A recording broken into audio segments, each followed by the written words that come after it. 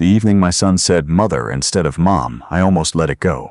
I was refilling the water glasses, half listening to his girlfriend talk about her real estate portfolio, something about pre-construction condos in Mississauga and guaranteed appreciation, when I heard it. He was asking me to pass the bread, just that. But he'd called me mother. He never calls me mother. Not since he was 8 years old and going through a phase where he wanted to sound like the kids on British television. I kept walking back to the kitchen. I didn't look at him. I set the water pitcher down by the sink and stood there for a moment with my hands flat on the counter. He remembered. Let me go back a little. My name is Hugh Mercer. I'm 57 years old. I spent 29 years working as a licensed insolvency trustee in Sudbury, Ontario, which is exactly as unglamorous as it sounds and exactly as useful. My job in the simplest terms was to sit across from people who were in financial freefall and figure out what had actually happened, not just the numbers. The story underneath the number, the loan that didn't make sense, the investment that was never quite explained, the signature on a document the person barely remembered signing. After nearly 3 decades of that, you develop a particular kind of attention.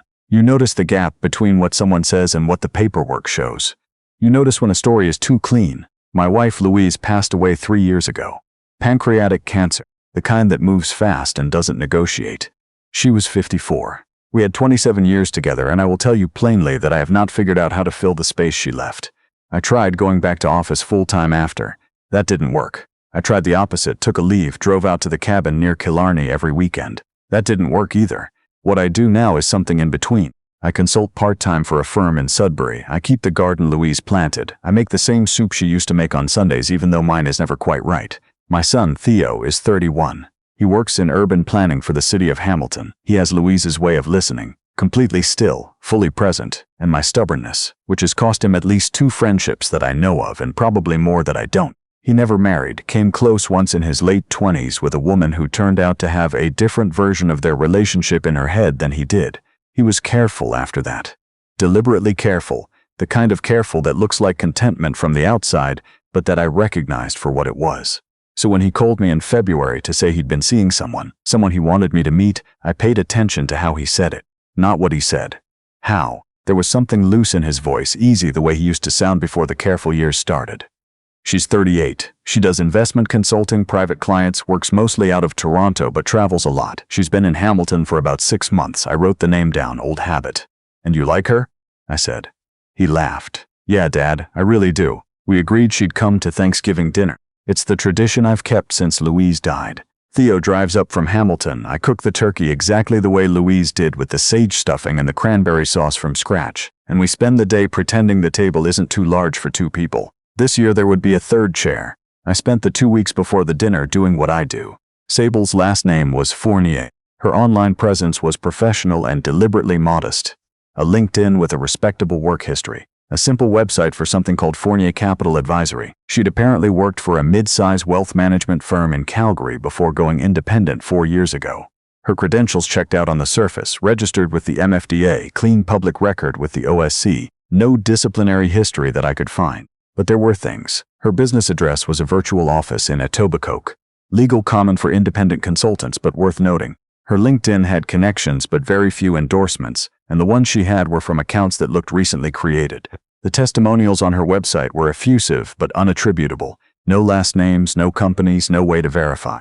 I also noticed that her independent practice happened to begin right around the time a Sabine Fournier-Lacasse had had a civil dispute settled quietly in Alberta.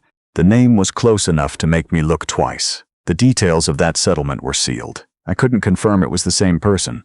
I couldn't confirm it wasn't. I didn't tell Theo any of this. I had nothing I could put in front of him, and I had promised myself, after the last time I said too much too soon about a woman he was seeing and we didn't speak properly for 4 months, that I would lead with trust. I would give her the room to show me who she was. I drove to the grocery store and bought a better bottle of wine than I usually would. Louise would have found that very funny. Sable arrived with Theo at 1:45. She was polished in a way that felt deliberate but not aggressive. Good coat, simple jewelry, a smile that arrived slightly before her handshake, like she'd calibrated the warmth in advance. She brought maple butter and a box of butter tarts from a bakery in Hamilton. She said she'd asked Theo what his father liked. She noticed the photograph of Louise on the hall table almost immediately. She said quietly, "Theo's told me how much she meant to both of you. I'm so sorry for your loss." It was exactly the right thing to say. She said it at exactly the right moment. I watched Theo watch her say it. His face did something it hadn't done in years. We sat down to dinner. The turkey was right this year. I don't know why. Sometimes it is and sometimes it isn't. Sable helped carry dishes without being asked and didn't make a production of it. She asked me about my work, real questions, follow-up questions, the kind that means someone was actually listening to the answer before. She knew finance. That was apparent. When I mentioned the insolvency work, she didn't gloss over it. She asked about the difference between consumer and corporate proceedings, about whether I'd seen patterns shift since the interest rate increases. She was fluent and specific. I adjusted. So did she. Theo was watching us talk with something like relief on his face. I recognized it. He'd been braced for me to be difficult, and I wasn't being difficult, and he didn't quite know what to do with that yet. We were somewhere between the main course and dessert. The conversation had drifted to Theo's work, a new transit corridor proposal he was frustrated about. When Sable reached across and touched his hand briefly, she said, "You'll get it right." Then she looked at me and said, "He works so hard. You must be proud." That's when I heard it. Yeah, mother knows. Theo said it lightly, conversationally, like he was just agreeing with her. But his eyes were on his plate. My hand stopped. I kept my face completely still. Here's the thing about a signal. It only works if both people still carry it. We'd created ours when Theo was in grade 6. There was a situation, a group of older boys, a park near the school, something that escalated fast one afternoon. He hadn't been hurt, but he'd been frightened, and afterward he'd told me he hadn't known how to ask for help without making it worse. I told him, if you're ever in a situation where something feels wrong but you can't say it directly, call me mother. Just once is enough. I'll know. I'll handle it. We hadn't used it in 23 years. He remembered. I picked up my wine glass, took a slow sip, set it down. "Sable," I said, "tell me more about the advisory practice. Theo mentioned you work primarily with individual clients rather than institutional." She smiled. "Yes," she said. "I find institutions are too removed from the human side. I want to know what people are actually working toward. Retirement, a business, leaving something for their kids. The numbers mean more when you know the story behind them." "That's a good philosophy," I said. "What kinds of vehicles are you typically working with for clients in our age bracket?" And we were off. She was smooth and credible. She talked about registered accounts, TFSA optimization, a particular approach to dividend income that she described as proprietary but grounded in fundamentals. She name-dropped a few fund families, cited some general market context. Everything she said was accurate enough on it. Everything she said was also impossible to verify over a turkey dinner. I smiled and nodded and stored every word. Theo offered to help me clear the table. In the kitchen, he stood beside me at the counter and said nothing for a moment. Then quietly, "I know," I said. He nodded and went back out. After dessert, the butter tarts, which were genuinely excellent, Theo stepped outside to take a call from a colleague about the transit project. Sable and I sat alone at the dining room table for the first time. She turned her wine glass slowly in her fingers and said, "I hope this isn't forward, but Theo mentioned you have a significant amount sitting in your RRSP from your working years. I know it's very early for this kind of conversation, and I don't want to blur the line between personal and professional, but if you ever wanted a second opinion on your current allocation, I'd genuinely love to sit down with you at some point. No pressure, just an open door." There it was. I kept my expression exactly where it was. The same face I'd used for 29 years across desks from people who believed they were being subtle. "I'm fairly conservative," I said. "Louise and I made those decisions together, and I've been reluctant to move things around since." "Of course," she said immediately. "That makes complete sense. The offer stands whenever and if ever you're ready." Theo came back in. The conversation moved on. She was charming through the rest of the evening. She helped stack the dessert plates. She hugged me at the door, which surprised me, and said she hoped we'd do this again. I stood on the porch and watched Theo's car until the taillights disappeared past the bend in the road. Then I went inside and called an old colleague. Her name is Patricia Amara. She spent 24 years in securities enforcement with the OSC before moving into private compliance consulting, and she is the most thorough person I have ever worked alongside. She also owes me a professional courtesy from a file we worked adjacent to in 2018 that I won't describe in detail, but that she has not forgotten. I called her at 9:15 that evening. She answered on the second ring.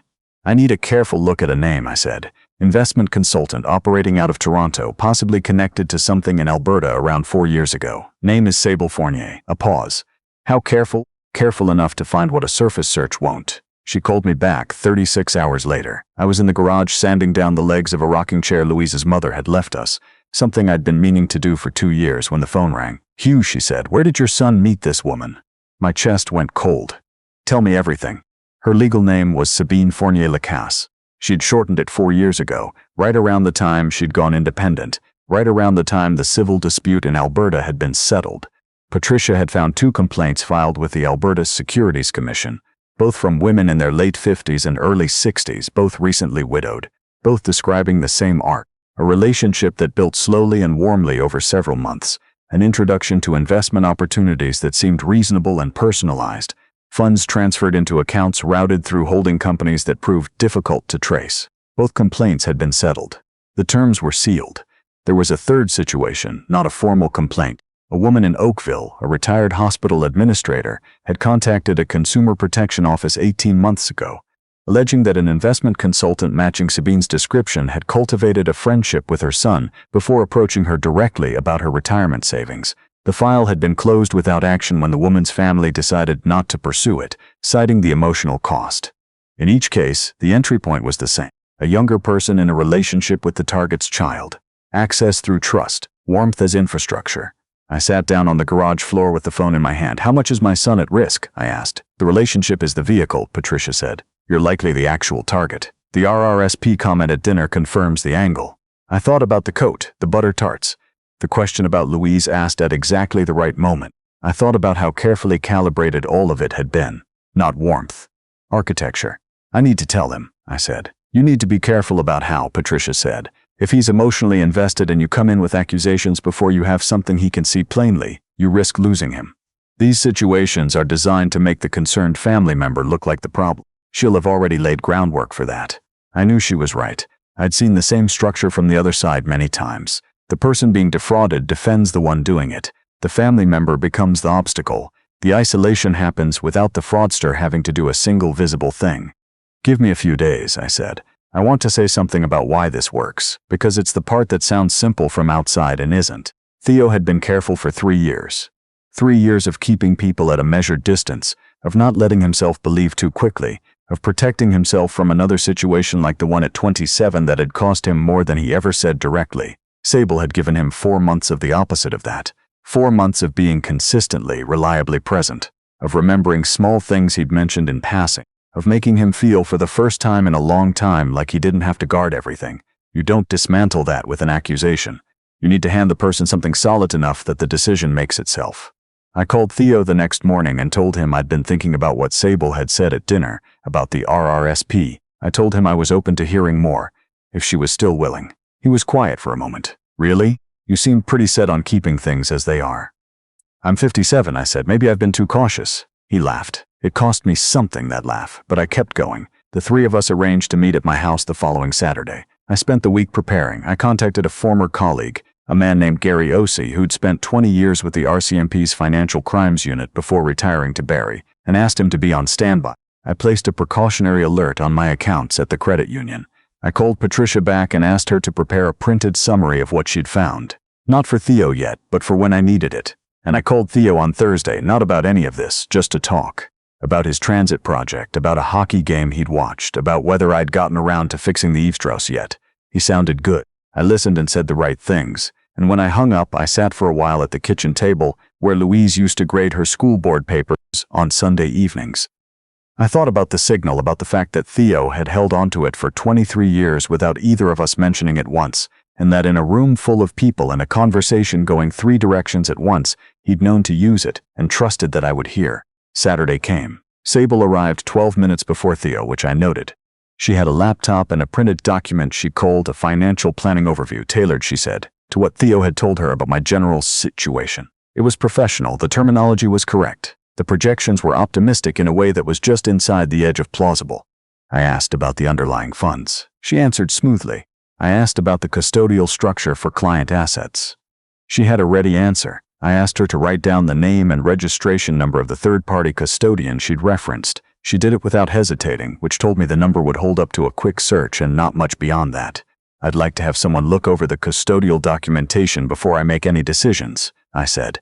A colleague of mine, Patricia Amara. She did enforcement work with the OSC for over 2 decades. Real detail person. The temperature in the room shifted. Subtle. She was practiced enough that it didn't reach her face, but it reached her hands. She set her pen down just slightly more deliberately than the moment required. "Of course," she said. "I'd welcome that." "Good," I said. She actually had some involvement in Alberta securities matters around 4 or 5 years ago. I imagine her name comes up in those circles. I let the silence sit. Sable looked at me. I looked back. Theo was watching us both. The silence lasted about 5 seconds. Then Sable began gathering her documents. She did it calmly, efficiently, the way someone does when they've had to recalibrate in the middle of a situation before. She said she thought it would be better to schedule something more formal once she had the full documentation package ready. She shook my hand. She kissed Theo on the cheek and said she'd call him later. I walked her to the door. Gary Osei was standing on the front step. He introduced himself quietly and explained that he'd been retained to deliver some information and that it would be in her interest to remain available, as the OSC had received new documentation that week relevant to a previously closed matter. Sable stood very still on the porch for a moment. Then she walked to her car. She drove away carefully. Not fast. I closed the door. Theo was standing in the hallway. He had the financial overview document in one hand, and he was looking at it the way you look at something you're trying to reconcile with something else you know. "Dad," he said, "how long have you known?" "I suspected at dinner," I said. "I had enough to be sure by Tuesday." He set the document down on the hall table. Then he pressed both hands flat on the wall beside him and stood like that for a moment, looking at the floor. "I knew something was off," he said. "I couldn't name it. I didn't want it to be right. I know. I used the signal. I know." I said I heard it. He straightened up and looked at me. He had Louise's expression, the one she got when she was done being hurt by something and ready to deal with it. "The woman in Oakville," he said. "The one whose family decided not to pursue it. She just had to absorb that, yes. Then I want to make sure this doesn't get absorbed," he said. "I want to give a statement, whatever they need from me." I wasn't surprised, but I was proud in the particular way that has nothing to do with yourself, that belongs entirely to the other person. We spent the rest of the afternoon at my kitchen table. I made coffee. He opened his email and we went through 4 months of correspondence together, carefully, flagging anything that might be material.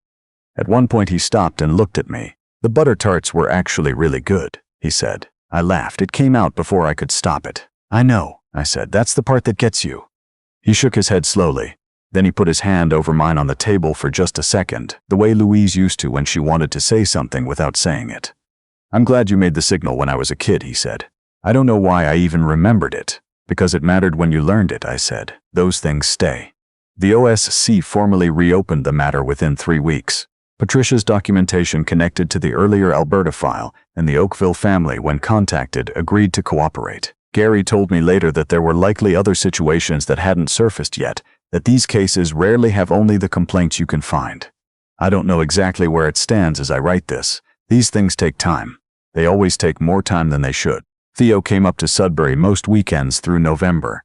We raked the leaves in the backyard, the ones from the 2 big maples Louise had planted the first spring after we bought the house. We drove out to Killarney one Sunday when the weather held and walked a trail along the lake. We didn't talk about Sable much. There wasn't much left worth saying. The weekend before he went back to his regular schedule, he helped me finally fix the eave screws, which had been on my list since September. We stood in the backyard afterward and looked up at the roofline. "Can I ask you something?" he said.